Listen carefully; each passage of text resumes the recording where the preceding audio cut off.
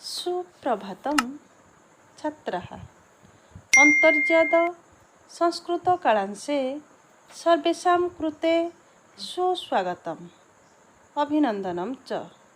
छात्राः, वयं संस्कृतभाषा एव आदिभाषा। अस्माकं तृतीयकक्षायाः सरस्वती संस्कृतभाषासोपानं 15 पाठः। अहं पुस्तकपठनं करिष्यामि, यूयं पठिष्यथ। 15 पाठः। 11, 12, 13, 14, 15, 16, 17, 18, 19, 20। एबे मु आउ थरे पढुछि, तुमे सुन। 15 पाठः।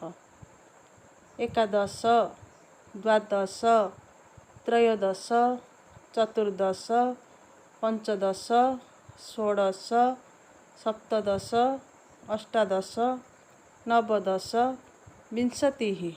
पिलामाने एबे मु मातृभाषा को संस्कृत रे कहूछि। एबे मु संख्या गुडी कहूछि, सुनिबा। 11, 11, 12, 12, 13, 13, 14, 14, 15, 15, 16, 16, 17, 17, 18, 18, 19, 19, 20, 20। एबे मु आउ थरे कहूछि, तुमे मन देई सुनिबो।